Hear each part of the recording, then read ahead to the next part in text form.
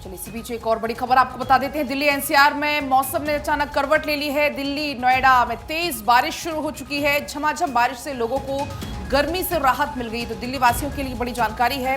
Delhi NCR में मौसम का मिजाज जो बदलता हुआ नजर आ रहा है। झमाझम बारिश शुरू हो गई है और तस्वीरें आप देखिए। लेकिन हालांकि अब ऐसे में सुबह सुबह दफ्तर जाने वाले लोगों को अब थोड़ा परेशानी का सामना करना पड़ेगा।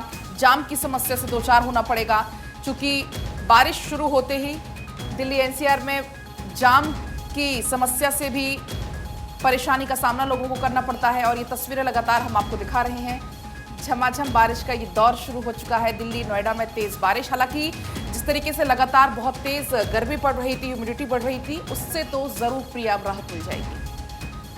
तो दिल्ली एनसीआर में मौसम का मिजाज बदला है। ये तस्वीरें आपकी टीवी स्क्रीन पर नोएडा से ये तस्वीरें हम आपको इस वक्त दिखा रहे हैं, जहाँ पर किस तरीके से सुबह सुबह बारिश हो रही है वो आप देखिए। हालांकि मौसम विभाग ने जो अंदेशा जाहिर किया था वो ये कि अगले 5 दिन तक हल्की बारिश होती रहेगी और इसके बाद मौसम ने करवट बदली है। सुबह सुबह लोगों को राहत ज़रूर मिली है, लेकिन अब जो नौकरी पेशा लोग हैं, जैसा कि पलक आपने इस बात का जिक्र किया, उनकी दिक्कतें काफ़ी ज़्यादा बढ़ जाएंगी। और वहीं देखिए, पुणे में आज आरएसएस की वार्षिक बैठक का दूसरा दिन है। मोहन भागवत दत्तात्रेय होस बोले बैठक में शामिल होंगे। इसके अलावा संघ के 36 संगठनों के प्रतिनिधि भी बैठक में शिरकत कर रहे हैं, क्योंकि देखिए महत्वपूर्ण ये बैठक जिसमें तमाम चेहरे शामिल होंगे। और इसी बीच में देखिए जो जानकारी सामने आ रही है, जो तस्वीर आपको दिखा रहे हैं पहली बैठक की ये तस्वीर, और वहीं आज बैठक का दूसरा दिन है। 3 दिवसीय ये बैठक होने वाली है, जिसमें कई मुद्दों को लेकर के बातचीत होगी। संघ के 36 संगठनों के प्रतिनिधि जो कि इस बैठक में शिरकत कर रहे हैं, और ऐसे में अपडेट आपको दे रहे हैं। बैठक का दूसरा दिन है, वार्षिक बैठक जारी है, जिसमें मोहन भागवत दत्तात्रेय होस बोले तमाम चेहरे आज इस बैठक में शामिल होने वाले हैं। संघ के 36 संगठनों के प्रतिनिधि भी बैठक में शामिल होंगे।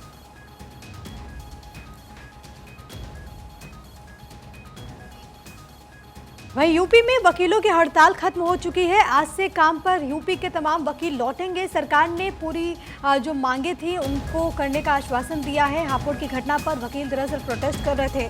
हापुड़ में वकीलों पर लाठीचार्ज हुआ था और इसी के विरोध में यूपी भर के तमाम वकील प्रोटेस्ट पर चले गए थे, हड़ताल कर रहे थे। और इसके बाद उन्होंने यहाँ पर पुतला भी फूंका था, आप इन तस्वीरों में देख सकते हैं। विरोध जाहिर किया गया था, लेकिन उसके बाद सरकार की तरफ से भरोसा दिया गया कि जितने भी आपके मांगे हैं उनको मान लिया जाएगा। भरोसा देने के बाद तमाम वकील काम पर लौटे। और जो जानकारी है वो ये कि आज से काम पर यूपी में जो तमाम वकील हैं वो लौटेंगे और एक बड़ी राहत उन तमाम लोगों की जिनकी केसेस पे सुनवाई हो रही है, जिनके केसेस की डेट्स हैं, क्योंकि उनको काफ़ी ज़्यादा परेशान होना पड़ा था इस स्ट्राइक की वजह से। कहीं पर भी न्यायिक प्रक्रिया आगे बढ़ नहीं रही थी। लेकिन अब जो जानकारी है वो ये कि सरकार के भरोसे के बाद आज से यूपी के जो तमाम अधिवक्ता हैं वो काम पर लौटेंगे।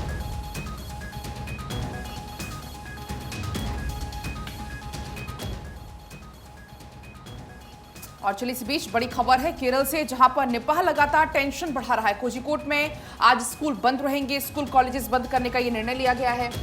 निपाह के प्रकोप के मद्देनजर ये फैसला लिया गया, ये बड़ी जानकारी है। अब तक आपको बता दें कि 2 लोगों की मौत इसमें हो चुकी है और लगातार लोगों से अपील की जा रही है कि आप सावधानी बरतें, मास्क लगाएं।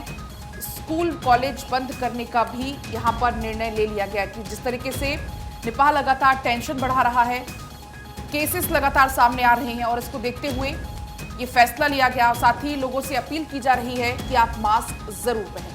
और ऐसे में देखिए, अगर लक्षण की बात की जाए तो अगर आपको बुखार लगता है, बॉडी पेन अगर आपको फील हो रहा है, जी अगर आपका घबराता है, तो ऐसे में आपको जांच जरूर करवानी है। डॉक्टर्स के पास में आपको जरूर जाना है, क्योंकि देखिए कोरोना का खतरा अभी खत्म भी नहीं हुआ था पूरी तरीके से।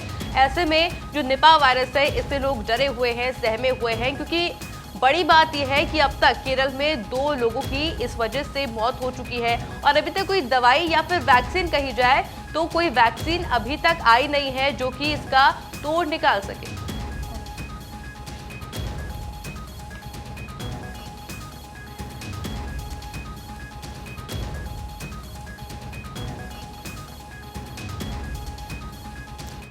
और एक बार अब फिर से बात होगी अनंतनाग की, जिस तरीके से वहां पर सेना का सर्च ऑपरेशन लगातार जारी है। और इसमें जानकारी ये है, अपडेट ये है कि हमने अपने एक और जवान को खो दिया, हमने एक और सपूत को खो दिया है। दरअसल आपको बता दें कि आतंकी संगठन टीआरएफ के कमांडर उजैर और गाजी हैं निशाने पर। यह भी आपको जानकारी दे दें कि मुठभेड़ लगातार जारी है और एक और जवान को हमने खो दिया है। जो मेजर आशीष हैं, उनकी शहादत को सलाम भी लगातार हो रहा है। उनका जो पार्थिव देह है वो उनके पैतृक गांव पहुंच चुका है। आज अंतिम संस्कार होना है और वो तस्वीरें भी लगातार निकलकर वहां से सामने आ रही, किस तरीके से जो उनके अपने हैं, जो परिवार वाले हैं, उनका रो रो कर बुरा हाल है। जो उनके आपसी हैं वो उनके परिवार को ढांढस बंधाने के लिए वहां पर पहुंच रहे हैं। देश आज उनकी शहादत को सलाम कर रहा है। आपको जानकारी देते हैं, इस पूरे ऑपरेशन से जुड़ी हुई दूसरे दिन भी ऑपरेशन ये लगातार जारी है। और साथ ही आपको बता दें कि जंगलों में सुरक्षा बलों ने उजैर खान समेत लश्कर-ए-तैयबा के 2 आतंकियों को घेर रखा है। सेना का सर्च ऑपरेशन लगातार जारी, क्योंकि अभी भी इलाके में कुछ आतंकियों के छिपे होने की आशंका है, कुछ खबर मिल रही है। आपको बता दें कि कर्नल समेत 3 बलिदानियों का बदला लेने के लिए अब पैरा कमांडोज की तैनाती कर दी गई है। उन्होंने पैरा कमांडोज ने पूरा मोर्चा संभाल लिया है। साथ ही ड्रोन और हेलीकॉप्टर की मदद ली जा रही है तलाशी अभियान के लिए। और ये तस्वीरें आप देखिए, 2 तस्वीरें आपको हम दिखा रहे हैं।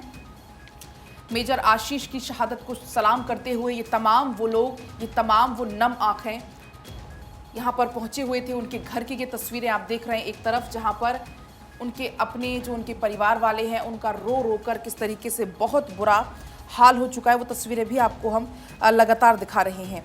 आपको बता दें कि जो मुठभेड़ स्थल है वहाँ से अभी लगातार पूरे इलाके को घेराबंदी कर ली गई है और वहां पर अभी सर्च ऑपरेशन लगातार जारी है। सोर्सेज ने बताया कि आतंकी जिस पहाड़ी पर छिपे बैठे हैं वो गांव के बाहरी छोर पर है और ये सीधी चढ़ाई वाली एक खड़ी पहाड़ी है जिस पर एक घना सा जंगल है, एक नाला भी है। और ऐसे में काफ़ी मुश्किलों का सामना करते हुए सर्च ऑपरेशन चलाया जा रहा है। और आपको ये भी जानकारी दे रहे हैं कि जो मेजर आशीष हैं, जितने भी जवान हमारे शहीद हुए हैं, आतंकियों ने उस वक्त इस नापाक हरकत को अंजाम दिया जब लगातार सर्च ऑपरेशन चलाया जा रहा था और उसी दौरान गोलियां इन पर चला दी गई। ये लाइव तस्वीरें आपके टीवी स्क्रीन पर, और देखिए बहुत भावुक ये लम्हा है। और सबसे बड़ी बात है कि आप जो तस्वीर में आवाज़ देख रहे हैं, दरअसल ये नया मकान था। 23 अक्टूबर को इस मकान में शिफ्ट होना था और जन्मदिन मनाने की तैयारी थी, लेकिन इसी दौरान एक ऐसी घटना घटती है जो कि हर किसी को झकझोर देती है।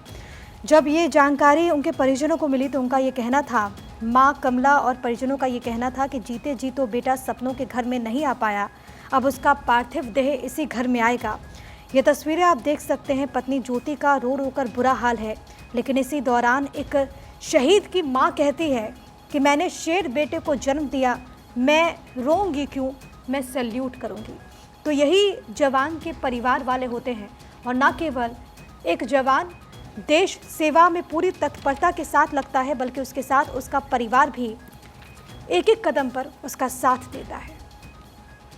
और अनंतनाग एनकाउंटर की हार्ट ब्रेकिंग स्टोरी सामने आई है। डीएसपी हुमायूं का आखिरी वीडियो कॉल सामने आया।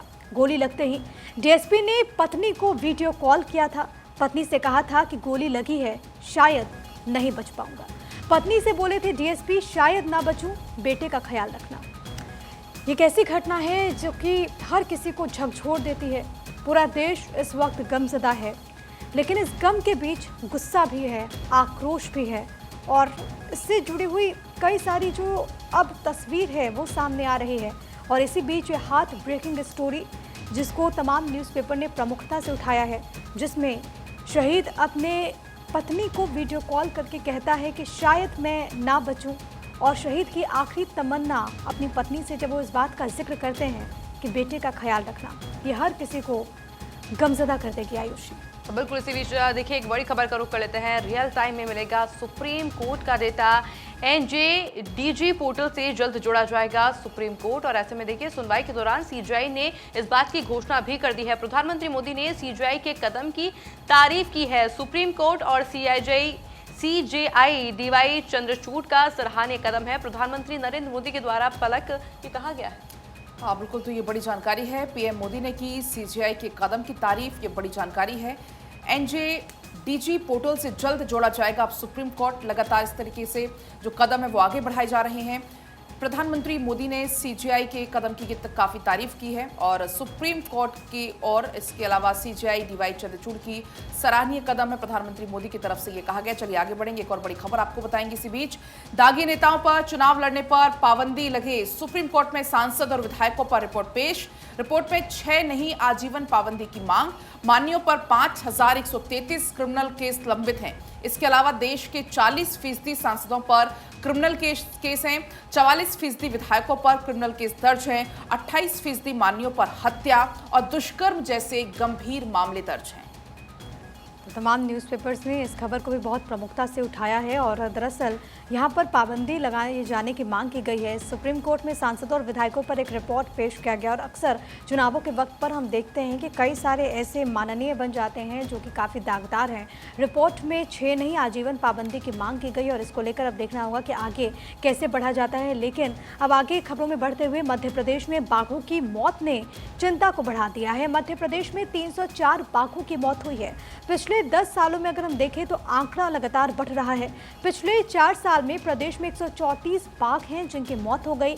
देश में सर्वाधिक 785 बाघ मध्य प्रदेश में। और आपको मालूम है कि मध्य प्रदेश को टाइगर स्टेट भी कहा जाता है, लेकिन वहां पर जिस तरीके से बाघों की मौत हो रही है, लगातार ये सिलसिला बढ़ता जा रहा है, वैसे में परेशानी और चिंता दोनों यहाँ पर बढ़ जाती है। 304 बाघों की मौत हो चुकी है। पलक बिल्कुल प्रिया, चुनाव में भी ऐसे जो चीते लाए गए थे उनकी भी लगातार मौत की खबरें हम आज सुनते हैं तो वाकई ये चिंता वाली खबर हो जाती है। बीते अगर 4 साल की बात करें तो जो आंकड़ा है वो लगातार बढ़ रहा है। इसी बीच आगे बढ़ेंगे, बड़ी खबर आपको बताएंगे जयपुर से, जहां पर आज से एयर शो का आयोजन होना है। जयपुर में आज से वायुसेना का ये एयर शो होगा, 17 सितंबर तक चलने वाला है एयर शो। ये बड़ी जानकारी आपको दे दें तो आज से बेहद खास के आयोजन होने जा रहा है वायुसेना का। 17 सितंबर तक ये एयर शो चलने वाला है। और ऐसे में देखिए, इसको बात की जाए तो सुरक्षा को लेकर भी इंतजाम हालांकि किए गए हैं। 17 सितंबर तक ये एयर शो चलने वाला है। ऐसे में समझा जा सकता है कि जयपुर आकर्षण का केंद्र रहने वाला है।